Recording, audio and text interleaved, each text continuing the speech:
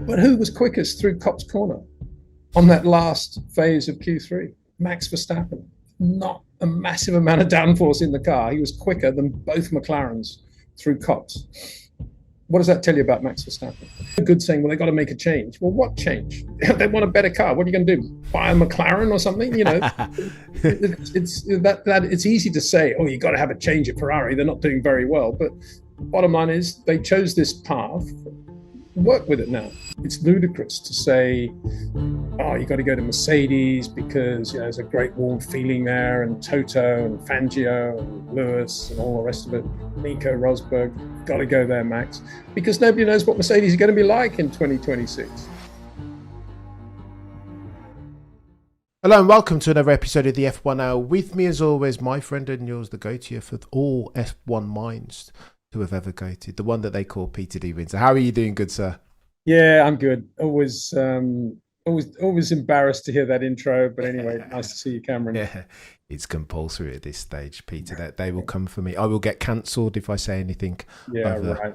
You're so cool. Mr. Windsor, let's talk some F1 on the back of the British Grand Prix at Silverstone, round 12, the 75th anniversary of F1. What do you think was the biggest story?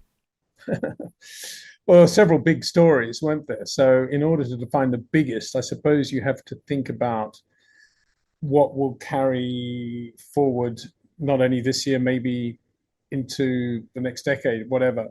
Because it was a big race, wasn't there? There's a lot going on. It's a crazy race, really, in many ways.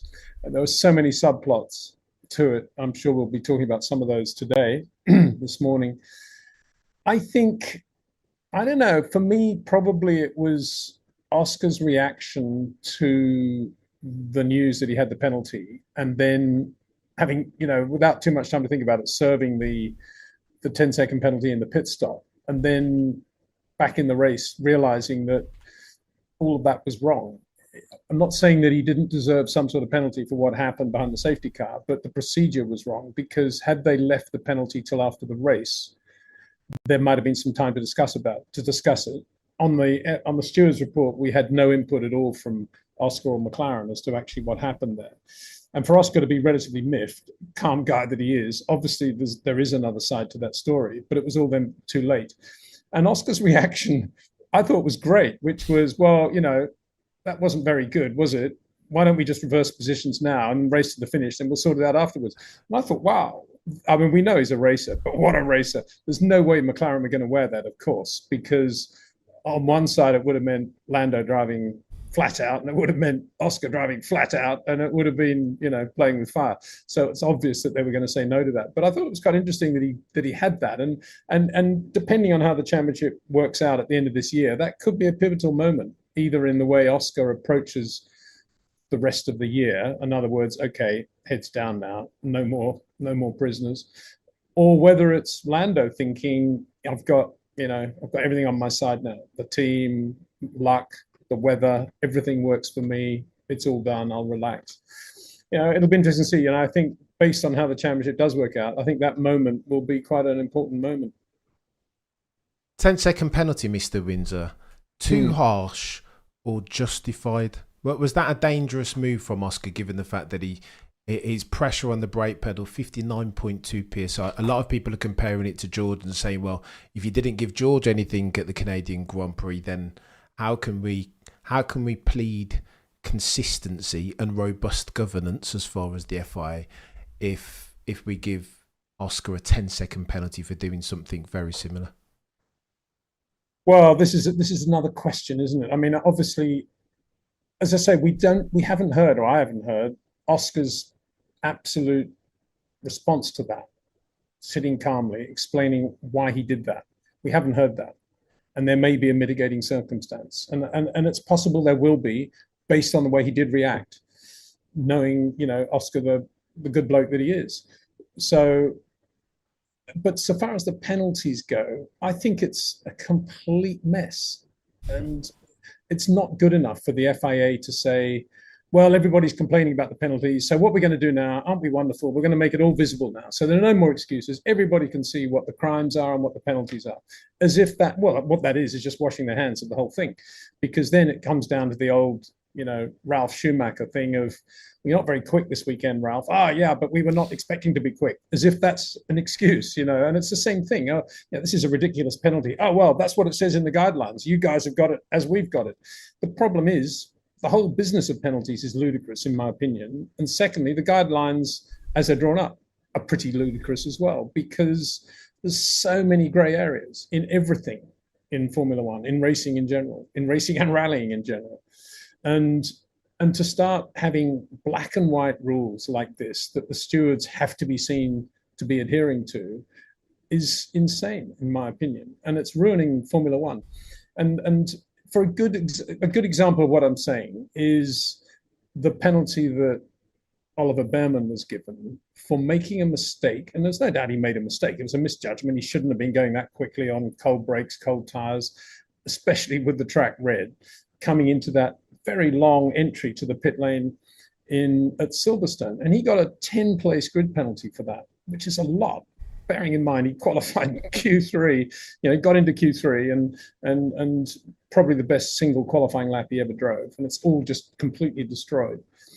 And the week before, Kimi Antonelli basically does exactly the same thing, cold tires, cold brakes, and goes into the second corner of the race. This is a different thing altogether. Takes out Max Verstappen, could have taken out several more cars, and only gets a 3-place grid penalty the following race. Now, to me, what Kimi did was much worse than what Oliver Bearman did. Oliver did it on his own. He actually paid a penalty, which was he crashed the car, which is not very good, and it was rebuilt, as we know. But there's your penalty in a way. I mean, this is Q3, this is FP3, and he does it coming into the pit lane, and he gets a 10-place grid penalty. I think that is absolutely ridiculous if you compare it with the penalty that Kimi Antonelli got. And that's where it's all going wrong. And if they're so pedantic about the red, just have a speed limit. As soon as the red comes out, everybody has to go down to a speed limit as if it's the pit lane. Why don't they do that? The fact that they don't do that and they leave a little bit of judgment to the drivers means, as I say, there's grey area here. And yeah, they can relate it to what he was doing the previous lap and all that rubbish. Why don't they just have a speed limit, make it very clear that once the red's out, everybody does the speed. And if you go over it by 1 kilometer, you're out, or what, your penalty or whatever. There's so many things you could tidy up. And so, and I think another one is this 10-second penalty thing, whether it should be a stop-go, whether it's up to the teams to decide if it's a stop-go or at the end of the race. That's a very powerful tool in the hands of the team, because and the FIA for that matter, because if it's a stop-go, damage is done. At least there's the chance to talk about it after the race. And that's another issue. You could come in from 30,000 feet and watch that Grand Prix and think, what's going on here? The guy's leading the race. He was leading Lando throughout. He's behind the safety car. Nobody touched. There were no accidents. And he gets a 10-second penalty. It's quite difficult to explain that to people that don't know that much about Formula One and don't remember what happened in the 2007 Japanese Grand Prix between Lewis and Vettel and all that stuff, which is where that rule all started from. And so I just think, we've got far too many penalties, far too many potential crimes out there, not enough clear thinking, not enough understanding of what the sport is all about. And I could go on and on and on. I could talk about all the sporting regulations for what you're supposed to do or not supposed to do under braking, if you're the car in front or the car behind. All that is nonsense. It's created by people who don't really understand motor racing. And here they are. The FIA have now basically said, "Oh well, nothing to do with us. These are the rules. These are the crimes. These are what we're going to do. The penalties. So don't blame us." And that's wrong. It's incredible, Peter, that the morning after, I'm going through Article 55.15 and reading out verbatim: in order to avoid the likelihood of accidents before the safety car returns to the pits, from the point at which the lights on the car are turned out, drivers must proceed at a pace which involves no erratic acceleration or braking, nor any other manoeuvre which is likely to endanger other drivers or impede the race start. What I don't understand, Peter, again, you've alluded to the point, I don't understand, where is the consistency here? If Oscar did that, then how did George not do that at Canada? It's insane. Well, it's all, again, trying to apply that regulation blanket like from one race to another, it doesn't work. And maybe the stewards got it right, but to the general public, it looks inconsistent. Yeah. Yeah. It's ridiculous, and they've got to stop this. Well, they won't. They won't stop it. In fact, they'll put even more regulations in and even more penalties. Believe me, that's what's going to happen. Yeah. Because too many people are making money out of writing all this stuff, and lawyers are involved and everything else. Speaking of the FIA, Mr. Windsor, before we come to all of the other F1-centric threads as far as British Grand Prix is concerned, Tim May has announced that he's set to run for the FIA presidential elections in December. Who has? Is Tim Mayer the solve, do you think, Peter? Do you think he can not fix for all of this? I'm not casting him even as a panacea, but do you think he'll be better than Mohammed bin Salman? I've got a massive amount of respect for Tim Mayer and for the Mayer family. I'm probably one of the few people on the planet Earth who actually saw his uncle, Timmy, racing in the Tasman Series in '64, just before he was killed. Unbelievably talented driver. And I've spoken to Tim, the Tim that we know and love, many times about that. And his dad taking him to the Mexican Grand Prix and remembering that. Of course, he's the son of Teddy Mayer, who was one of the founders of McLaren with Bruce. So he's got an amazing pedigree. He's got a very good brain. He's very calm. I'd love to see him as FIA president. I think he'd do a brilliant job. The problem remains that because of Bernie and Max and the way they exploited the system, which was in place, but nobody had ever used it before, in order to become FIA president, you've got to do a massive amount of global work in order to get the votes of every single country, and it's one vote per country. So, whether you're spending time in the Ivory Coast or the United States, they both carry the same weight. And that's, that costs a lot of money. And money in italics. So, whether Tim Mayer's got that, I don't know, has anybody got the energy that it requires to go and do that, other than people who are incredibly ambitious and spend all their time on it 24/7?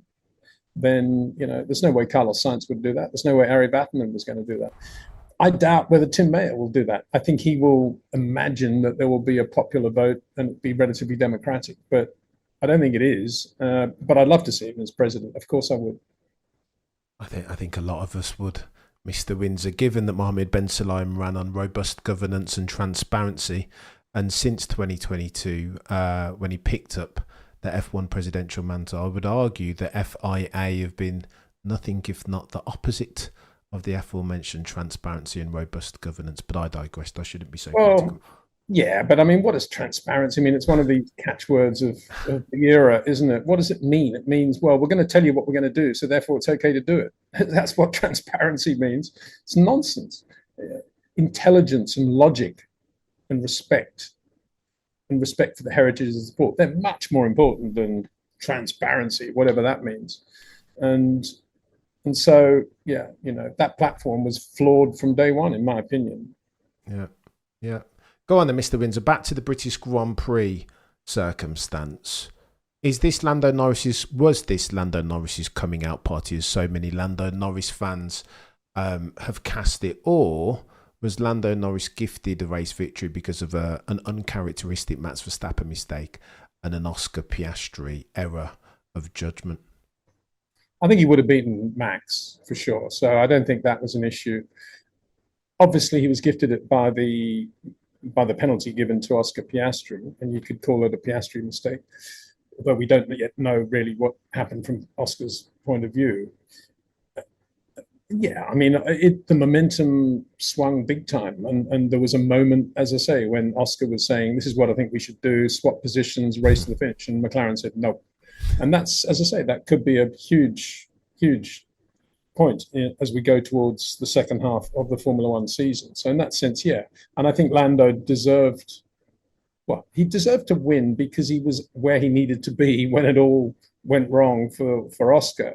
And even though he got he got beaten in qualifying, which was not good in front of his home crowd, he was pretty chilled and calm and relaxed afterwards, which was good, I think. And even though, Oscar was quicker in the early laps of the race and getting away from him, he nonetheless found his groove, and he didn't let it become a big gap. And he was with it all the time. And there was parts of the circuit where he was quicker than Oscar, things he was doing in the car better than Oscar. Many parts of the lap where Oscar was better than Lando, but Lando kept at it. And Whether this will be the pivotal moment of him going on to win the championship obviously remains to be seen. I think if you see this as a bracket, Austria and Silverstone, it's a pretty big moment for Lando Norris. And my hope from a Lando perspective is that he doesn't allow this now to get on top of him, and he uses this to become really, really focused on his side of the garage. As I said all along, try to get away from all the fluorescent green and all the branding and all the social media, and just focus hard and fast on his side of the garage, because Oscar Piastri for sure is not going to go away. And his job always is to out-qualify Oscar and to out-race him every race from here on. And that is not easy in a McLaren, in a car as good as a McLaren. And I think the other takeaway from this, and I would put it almost level with that moment, that political moment, if you like, the intra-team politics. I think the other moment from Silverstone is that McLaren, like everybody else, were looking at the weather forecast on Saturday and seeing that there was a pretty good chance the sun was going to be shining by 4 o'clock, 3 o'clock UK, when the race started.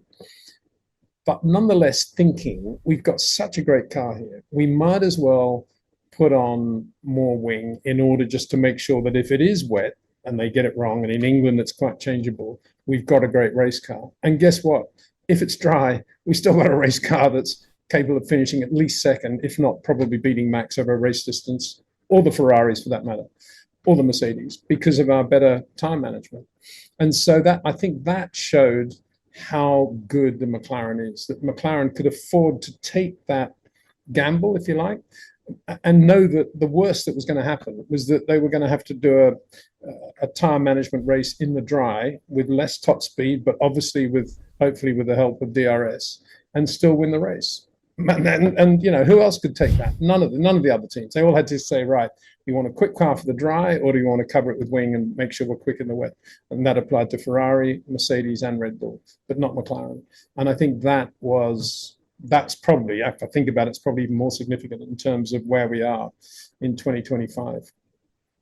The operating window of that MCL 3.9, Peter, is broader than the rest. It's not even close. It's a difference in extent and not kinds now. It's not even close, Peter. And I felt sorry ever so slightly for Max on the back of what I thought was an absolutely astounding qualifying lap. Talk to me about Max's qualifying lap, because nobody saw that coming. I almost feel it's a pity on the back of the race and the Lando and the Oscar, and that almost Max's qualifying performance gets lost in the roundings and nobody even mentions it. What did you make of Max's quali lap? Oh, absolutely one of the best he's ever driven. And given what I just said about how light Red Bull were running, they were running a dry setup, obviously, and how significant their advantage was over the McLaren in the straight line. Not over Ferrari and Mercedes. So let's not get carried away here. They were running about the same relative downforce as Ferrari and Mercedes. But who was quickest through Copse Corner on that last phase of Q3? Max Verstappen. Not a massive amount of downforce in the car. He was quicker than both McLarens through Copse. What does that tell you about Max Verstappen? And he was lifting slightly, just slightly feathering it. The two McLaren drivers, absolutely flat. But because they don't quite have the finesse of Max in the initial turn-in, and which then obviously is a factor when it comes to tyre scrub as you're going into Copse at very high speed, over 180 miles an hour. Because Max is absolutely fingertip perfect in everything he did, he was quicker, even though he was lifting slightly because he didn't have enough downforce in the car. I mean, that to me, that shows that Max is here at the moment and everybody else is a little bit lower. Charles, I think, was overdriving most of Silverstone. I don't know why. Maybe it goes back to that shunt in Canada and he's just so annoyed with himself. I don't know what, but he seemed to be overdriving on most of the quick corners, and Lewis had him on the slow stuff.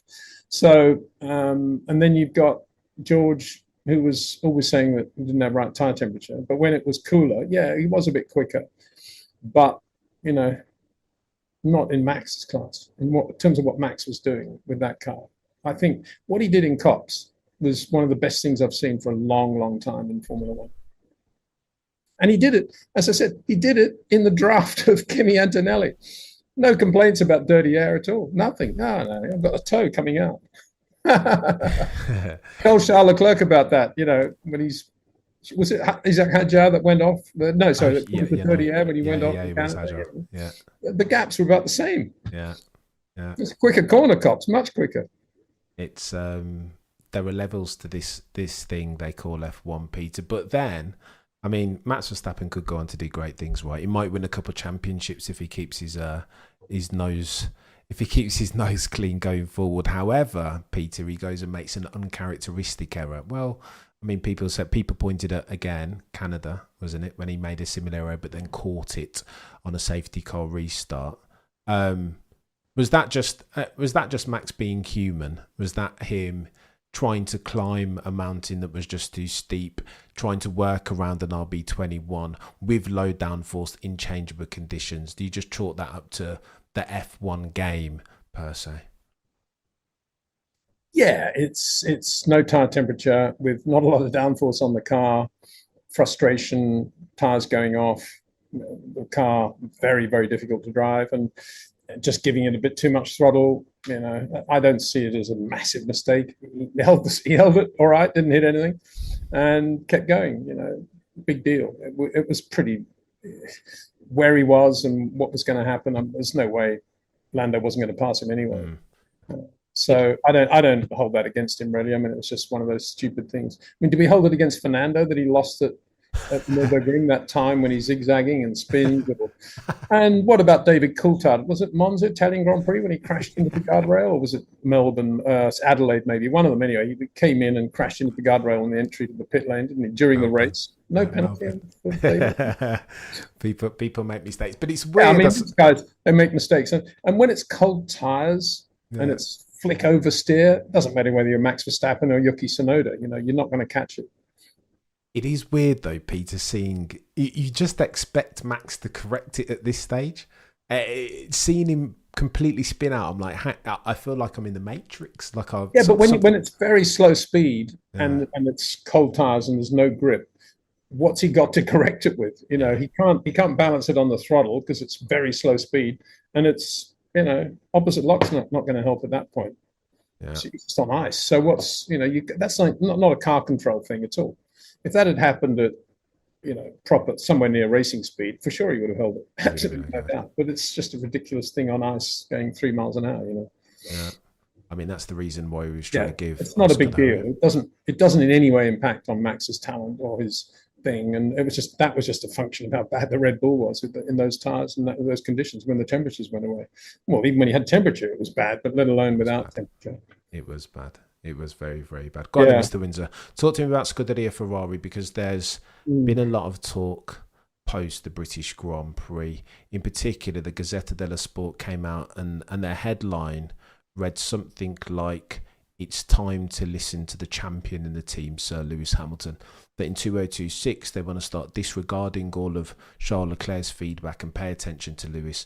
And that in effect, unwritten, but pointedly, that invest more in Sir Lewis Hamilton PLC than they're doing in Charles Leclerc. What do you think of that? Is that the way forward for Scuderia Ferrari? Well, I said as much in my video after Austria, that hopefully with Lewis having proved his point in Austria that he should have stayed out, and he wanted to stay out, they should listen to the driver and respect him. He's the guy driving the car. He knows the condition of his tires. He's got a feel more than anybody else on the pit wall about whether those tires might last to the end and whether he can do a one-stop strategy. And they should have listened to him. And I made that point very clear. I don't, however, think they should stop listening to Charles Leclerc. I think that's where, Gazzetta dello Sport got it wrong? Or Yeah. I think that's where they get it wrong. I mean, why would you only listen to one driver? The point is, at the moment, until Silverstone, they were mainly listening to Charles and not Lewis, quite clearly, because there have been several incidents where he said, why are we doing this? Why are we doing that? And my hope was that after Austria, Lewis would have said to them, and I guess he might have, look, I've had enough now. Listen to what I'm saying. I'm the driver. I have won a few world championships. I know what I'm talking about. I'm the guy with the 4 tires on the road. I know the feel. And if I say to you, the tires feel good, respect that. And I suspect that conversation did take place. And I think we saw that at Silverstone. I think they were listening to him. And I think that's why he got quite a good result. But I don't think they should stop listening to Charles. Why would they? I mean, Charles pretty quick and pretty good at what he wants, and he's not as if he's going in a completely different direction to Lewis Hamilton. Ultimately, they both drive in a very similar way. Lewis is starting to look pretty good on slow corners, and I think around Hungary, which is the race after Spa coming up, I think it's a double header, isn't it? I think Hungary will go quite well on the slow corners. I don't know how well he'll go okay in a race at Spa. I think through fast corners, Charles will still have him, and it was pretty clear at Silverstone. Charles still, the quick guy on quick corners compared with Lewis. But Lewis has got a massive amount he can bring to the team and a massive amount of understanding and feel in terms of time management and getting the best from the car, particularly on slow corners. And they need to combine all of that. They don't need to do one at the expense of the other. That's nonsense. I suppose, Mr. Windsor, the devil's advocate case is that Lewis knows what good looks like. He was with Mercedes and he won the 6 championships, 8 constructors with the boys and girls from Brackley and Brixworth, and that Charles Leclerc isn't as brilliant as he is in the car, as fast as he is point A to point B. He's never necessarily been the technical feedback guy, and he doesn't know what championship winning good looks like. So then I suppose, why wouldn't you go overweight, put all of your eggs in the Lewis Hamilton design philosophy basket as versus Charles Leclerc, who is as yet unproven in that aspect? Well, yeah, I don't agree with that. I don't think Lewis, Charles, or Max are known for their technical expertise. If they were, why was the Mercedes such a dog over the last 3 or 4 years? No, the quality that those 3 have actually is that they're not that technical. They're just very, very good at feeling the car, feeling the surface of the road, and telling the engineers what they need in order to be quick and what they can live with and where the compromises can be made. Whereas lesser drivers tend to just focus on everything that's wrong. I've got too much understeer. And they get rid of the understeer. Now he's got no traction or whatever it is. But before a guy like Lewis or Max or Charles opens his mouth and complains about understeer, they're already thinking about, and how would I live with if I compromises my exit from Beckett's, how would I live with that? And that's a sign of a great Grand Prix driver. So I don't think there's much difference between them. It's too journalistic, a 2025 spec, to start being that focused on different drivers and what they can bring to the team. Bottom line, Charles Leclerc is an unbelievably fast and good Grand Prix driver and should be listened to at all times. Bottom line, Lewis Hamilton, exactly the same. And Ferrari are very lucky to have both those two and combine all that information and manage it well, as Freddie Vasseur should be able to do when he's chairing the debrief meetings. And you've got a great combination.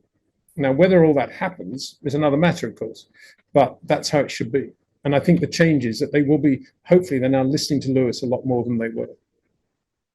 So I think they're going to come. I agree with you, Peter, but I think they're going to.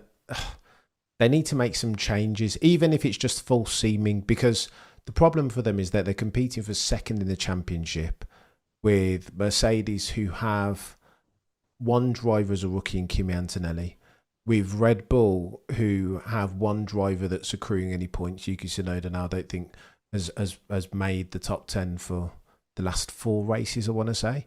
And so ostensibly the optics for Ferrari are really bad, and especially I suppose the broader context is that they finished 14 points adrift of McLaren in the constructors last year, and then now I think they're on 222 points, 238 points adrift of McLaren. And how do you go, stakeholder being your favourite word, Peter, how do you go into an annual general meeting if you're, I don't know, Frederick Vasseur or John Elkann and justify that year-on-year drop-off?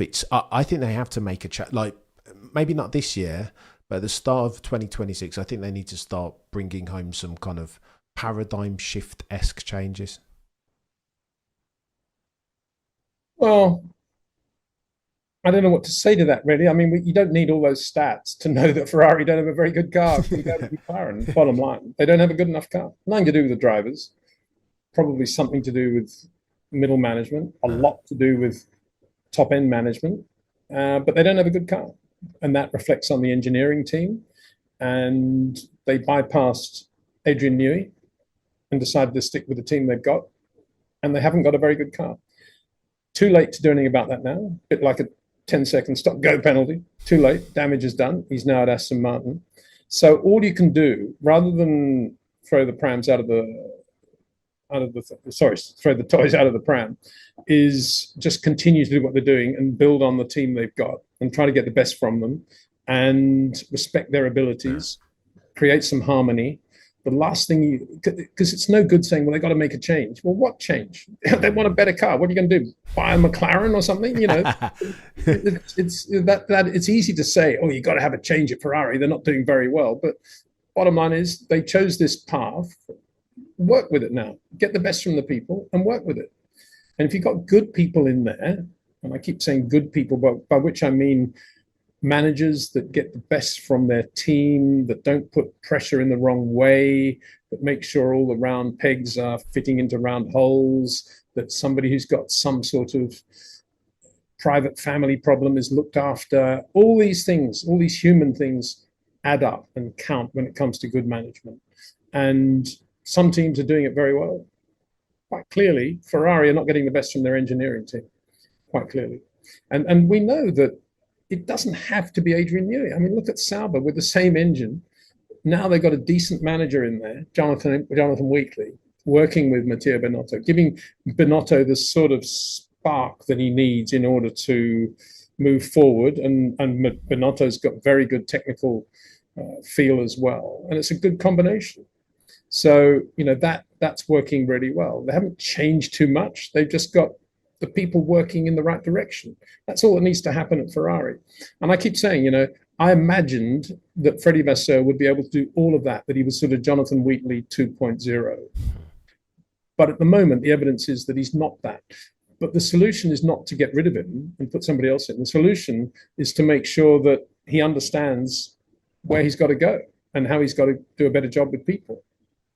Maybe he needs a guy alongside him who's maybe a better person manager, I don't know, people manager, but I don't know enough about the Ferrari politics. I don't think anybody does what goes on behind those closed walls. I mean, I suppose you could say that Lewis, with these 7 world championships, should be able to say to Ferrari, I want this guy in alongside Freddie. He's going to do a really good job. He worked with me at Mercedes. I know him well. We've got to get him.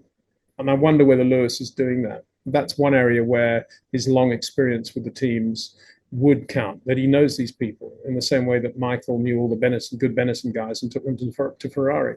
And I'm not sure Lewis really thinks that way, though. He's a different sort of guy, isn't he? Vettel didn't think that way. Lewis doesn't really think that way. He just thinks, I'm Lewis Hamilton and I'll make this work, sort of thing. And it's not enough. You've really got to look at a granular way at all the people around you. But getting rid of Fred, I don't think is the answer. And certainly making a quantum leap in some direction is not the answer either. It's all about organic growth. And we see that at McLaren, we see that at Sauber now, and we see it at Haas to some extent. Well, especially at Haas, I think. So go on then, Mr. Windsor. I remember once upon a time, me and a good friend had a conversation, and that friend, who will remain unnamed, suggested that Carlos Sainz should go to Sauber, soon to become Audi. At which point I thought my friend had lost his mind, that he should build a team up in his own image and that Audi would give him the length and breadth to do that. Carlos Sainz is now struggling at Williams. Why don't you think... let me ask you the question this way, Peter. Surely it can't just be Jonathan Wheatley that's led to the uptick in performance at Sauber. Surely not. There's got to be other things. It can't just be Binotto. There's lead time to this sort of stuff. You don't just put good people in place and then all of a sudden Hulkenberg, who's never won a podium in his life in 15 years in F1, starts making podiums. So correlation and does not necessarily imply causation, or does it, Peter? Well, it is as simple as that. It is about people. There's no magic in Formula One. It's all about getting the best from good people. And there are good people in every team. But how you get them to operate and interface with their colleagues, that's what it's all about, and the exchange of information. Providing you've got somebody at the top of that group that can filter that information in the right direction and use it correctly, which a lot of people in that position in Formula One are capable of doing, you're going to be okay. And it's only when you've got dictatorial management telling you that things have to be done this way, and a lack of communication from one end of the drawing office to the other, or the engineering office to the other, that the problems arise. And my gut feel always was that Jonathan Wheatley has a very, very good touch when it comes to standing in the pit lane and knowing what Formula One and motor racing is all about, and to some extent, knowing what drivers are all about.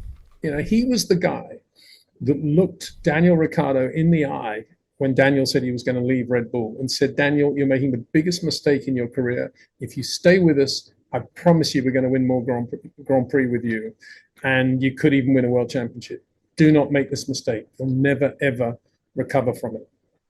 And that shows that he knows quite a lot about drivers. And Daniel didn't listen to him, of course, and went away. But he was right. He's absolutely right.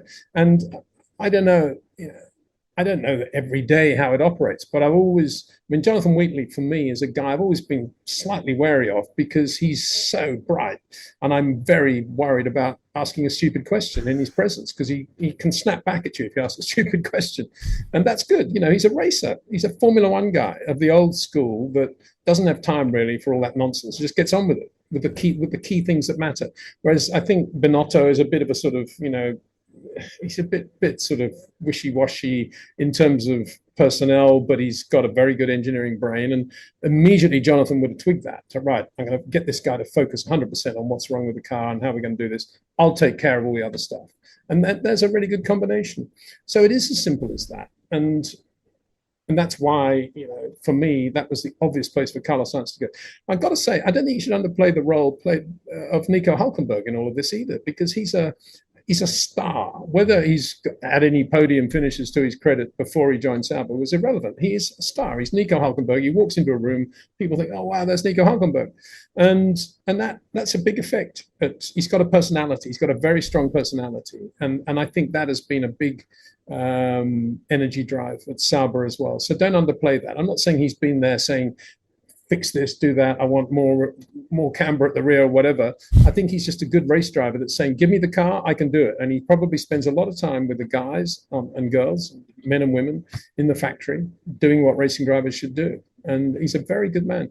So there was that. And that was another reason for Carlos Sainz to go there. The anchor man would have been Nico Hülkenberg. And there was Carlos Sainz floating in from his Grand Prix wins at Ferrari, probably with a really big deal with Audi in terms of badging and branding for the next decade or whatever. Great face for Audi.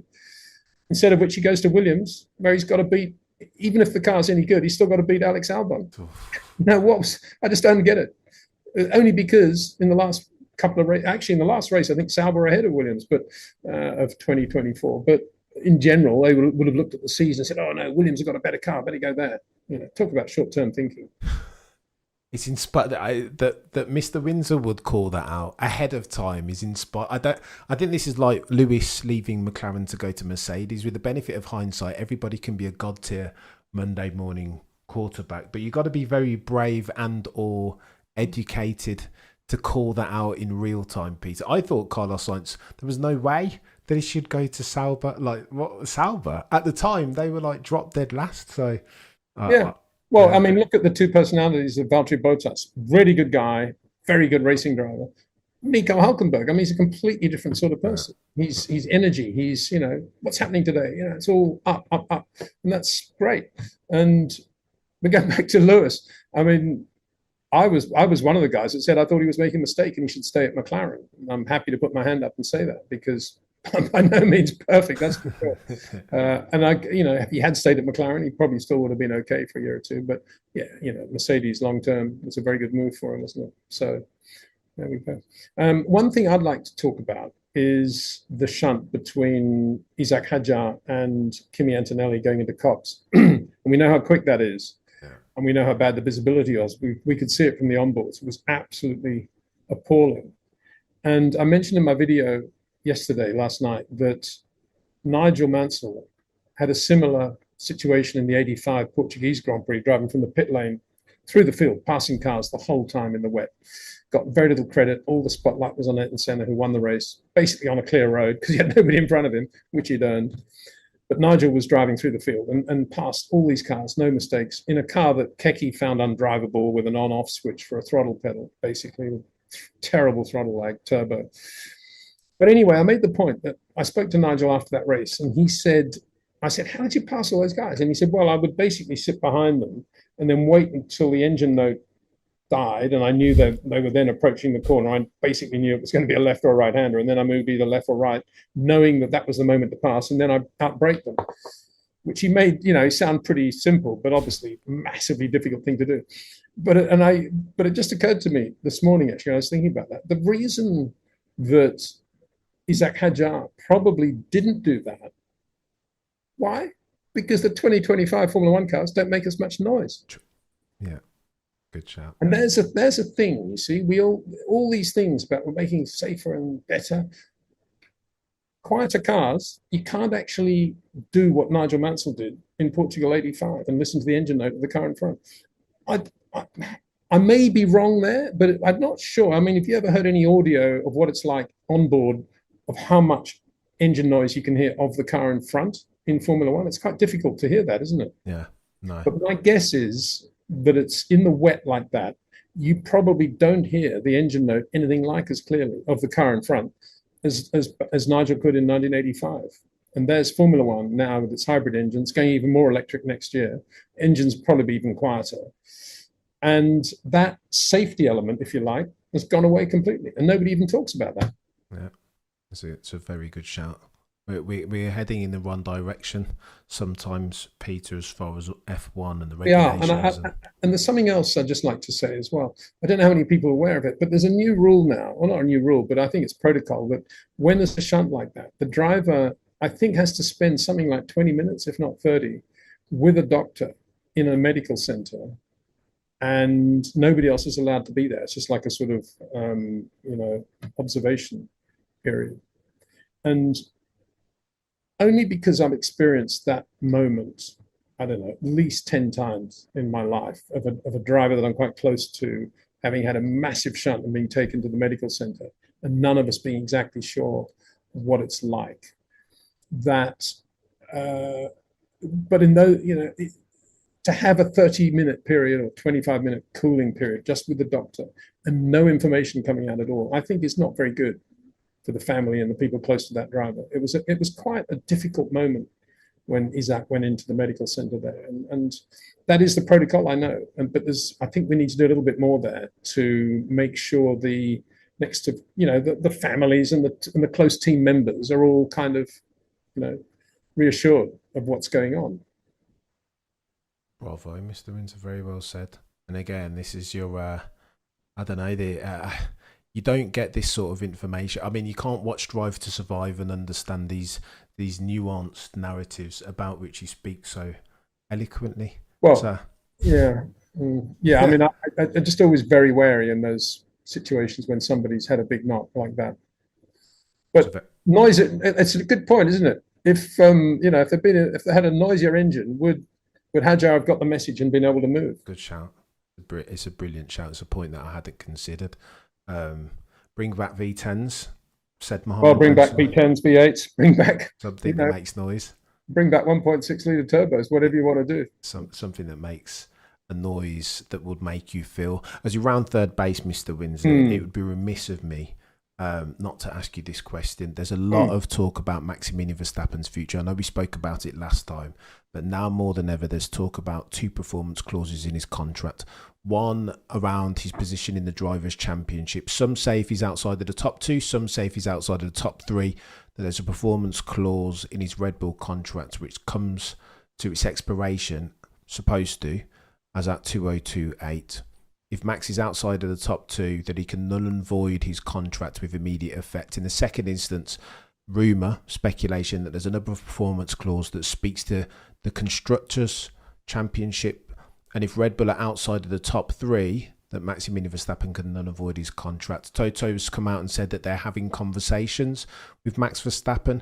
George Russell has rubber stamped that Max doesn't want to be drawn on it. You said last time that Maximilian Verstappen, if he's had his Weetabix and he's making sensible decisions, that Aston Martin should be front and centre of his mind as far as 2026 or 2027. Do you think that Max, given what Mercedes have to offer as far as their power unit, expediting for their learning curve, fresh in the mind is what they did in 2014 around the split turbo hybrid, do you think the probability of Max joining Mercedes is now doing one of these, and what's something that we need to consider seriously? Well, I made those comments about Aston Martin specifically in response to, I think, your suggestion from the community that Max would be free to leave at the end of 2025. And I said that if that's the case, and none of us know what the 26 lineup's going to be, Aston Martin could have a great car, could have a terrible car. Same applies to Mercedes or Ferrari or Red Bull. If that's the case, the team with the least downside is probably Aston Martin because of Adrian Newey and Andy Cowell and Honda and the money. That's for 26. If he has to take a gamble, that's the gamble with the least downside, in my opinion. If, however, he does what is logical and sees how good the Red Bull is in 26, and it's not very good, but then he's got a chance to look at all the other teams, he should go to the team that is doing the best job in 2026. Could be that Ferrari have a car like the McLaren this year, it's a second a lap quicker than everybody else and disappearing into the distance. And Ferrari are then on the phone to him saying, would you like to join us for 27? What's he going to say? So at this point, it's ludicrous to say, oh, you got to go to Mercedes because there's a great warm feeling there, and Toto and Fangio and Lewis and all the rest of it, Nico Rosberg, got to go there, Max, because nobody knows what Mercedes is going to be like in 2026. They could be brilliant, in which case, yeah, go there, no problem. But the logical thing for him, in my opinion, is to do 26 with Red Bull and see what the position is with all these new cars and engines that nobody knows anything about, and then make your decision halfway through 26. Yeah. He's in a perfect position. Everyone's going to wait and dance attendance around Max. And of course, Toto's talking to him. Of course, everyone will be talking to him, probably even Ferrari. And so he'll be chatting to them. It's nice to chat to other teams. Why not? But he knows also that Red Bull might have a good car. They might. They might not, but they might. So that's what he should be doing. And if he wants to leave at the end of 25 because he's so annoyed with the way it's gone and he can leave legally, then the logical team to go to would be Aston Martin, in my opinion. Just a one-year deal to see how it goes, because with Adrian and Andy Cowell, there's half a chance they'll have a pretty good car. Talk to me about George Russell very quickly, Peter, because a lot of George Russell fans are claiming that Toto, these things happen, and F1's always been a piranha tank, and negotiations and contracts and all these behind door deals, etc., etc. But a lot of George Russell fans are saying, well, George has been brilliant this year. He's your guy, Toto. So how very dare you belittle and disrespect a young, hungry lion in George with a 1+1 deal? What's that about? Clearly, Toto's desperate to get himself a Max Verstappen, and despite what he says before the world's press and media, he's no longer overweight George Russell PLC. What do you make of that? Do you feel like is that just business, or is he being a tad disrespectful of the person who's meant to be his mentee? Well, the only way to answer that question is try to imagine you're Toto Wolff, which quite difficult. But trying to imagine that situation, I would think, of course, I want to have Max Verstappen. He's better than George. And I'm very loyal to George, and he's very, very good. And I don't have to worry about him, because if I take Max, for sure, George will go to Red Bull. So why would I worry about loyalty when it comes to having Max? I'd know that George is going to be fine at Red Bull. That's the way I would think, isn't it? That's what would happen too, isn't it? I mean, who else would Red Bull get? Yeah. So I don't think it's a question of, be loyal. If the guy you've created and given the opportunity to ends up in a Red Bull, it's not exactly a terrible thing, is it? But I think more important was what was going on with Mercedes. I mean, throughout Friday, they were whinging about the hot temperatures. Then it gets cooler, and they do a reasonable job in qualifying. And then in race conditions, it's lovely and cool. And they put hards on the car. What's that all about? I just don't get it. They think that the mediums, they still would have been overheating or something, or what? They had mediums there. They had the same number of mediums as everybody else, and they ran 2 sets of hards on George's car. And then, I couldn't get any tire temperature. Tire's too cold. What is it with the temperatures and Mercedes? Why are they going on and on about temperatures all the time? I know it's very easy to say, oh, well, the tires overheat on the Mercedes faster, but it's not a temperature issue. It's why the tires overheat and the way they're being used. That is the problem. It's nothing to do with the ambience. Of course, the ambience then are the result of the problems in the car, and they exacerbate them. But the real issue is why the temperatures go like that on the Mercedes. But they tend to go from race to race talking about, oh, well, it was too hot for us, or it was too cold for us, it was too wet for us. And it's such a shame, because George is the sort of driver that could have won that race, really, isn't he? Right. And it brings back to my other point, which I made yesterday, which I want to bang on about a bit here.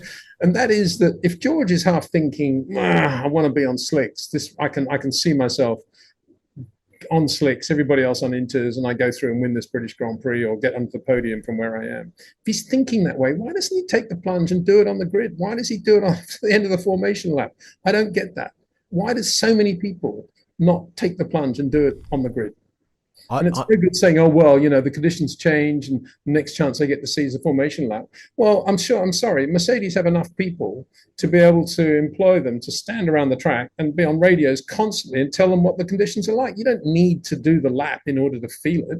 You just need lots of observers out there giving the info to the drivers on the grid instead of faffing around doing interviews and stuff. That's what they should be focusing on. And they should be changing tires on the grid at the last minute. Dramatic change. George is starting on slicks, mega thing. Peter, I'm not saying it was the right call, but I'm just saying if you're going to make that call, do it on the grid rather than on the formation lap. I might be talking out of turn here, but I think that was a mandatory inter start. I think the rules are that they all had to start on inters, and that's why you had after one lap. Oh, well, maybe you've got me there. I don't know. I didn't see a thing saying a declared wet start. I didn't see that, but maybe that's what it was. Maybe I think that might be it. And if I'm going to defend George for a second, I know George is he considers himself to be a 4D level chess player of a strategist. But my criticism of George is that sometimes he's too quick to play a joker. Sometimes the best move is no move. And George is always looking to play, do you know what I mean? The Queen's Sacrifice or whatever, the sexy move. And I think he kind of did that yesterday, but it would have come off, Peter, but for the safety car. George says that they had 25 laps that they wanted to do on those hards, 15 of which were under safety car, and that curtailed their stint and the time that they figured that they would have gained. But it was all, I can hear you already, Peter. There was always going to be a couple safety cars, right? So you were never going to get a 25 lap stint uninterrupted. In terms of knowing the right strategy, just look at Nico Hulkenberg. He just ran a mega long stint on intermediates and made him last, and that's how he got to P3. And that's all you need to do instead of trying to second guess the weather. Just whatever you've got, live with it. I'm not saying that it was right or wrong to go to slicks. All I'm saying is that it's anyway. I think George, as I say, is the sort of driver in those conditions that he can ham-fist his way through a race in a very gentle way, if you like, and do a very good job of thinking ahead and being there when it mattered. But he was all over the place, wasn't he? Yeah. Temperature. He's always trying to do. He's a bit too contrarian all the time. Sometimes the median strategy or the mean is the right one to be on, and you might not go and do a Spa-Francorchamps in 24 and win a race and then go and get this. Do you know what I mean? But sometimes it's got to be the Alan Prost, slow, steady, the tortoise beats the hare, and he's always obsessed with 25 points, win it or bin it, and that's not the way. I don't think that he'll win a championship. He's got to peg that back, I think. But I'm interested to know from your community, in the same way that the community is hugely split between, say, Lewis and Max, is the community hugely split between George and Lando? I don't think, if I'm honest, I don't think George is incredibly liked as a personality. Not the same way that Lando. I mean, Lando's a cheeky chappy and everybody loves him. You saw that the British Grand Prix contingent were full send on Lando's support. But George is a bit more, I don't want to say he's Marmite, but he's memeable. George is the dude on Drive to Survive that's going to go and ask for a coffee. And when he's asked what milk, he's going to say any milk. And that instant he's going to go viral, like, what?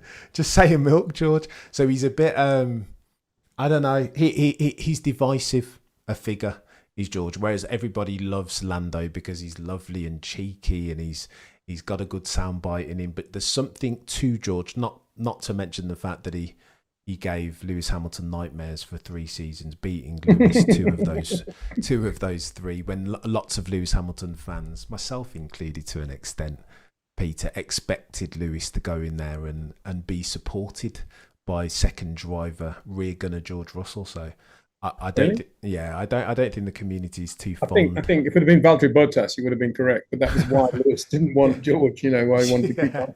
He's a killer. He's not a bad driver, that George, and love him or hate him, you've got to respect him. One of the best thus far this season, I would put forth. Mr. Windsor, you've been a legend as per usual, super generous of your time. I find these chats very edifying always and super educational. If you find these conversations and Peter D. Windsor's God tier level purple sector F1 insight as insightful as I do, then get yourself over to Peter's YouTube channel, Peter Windsor.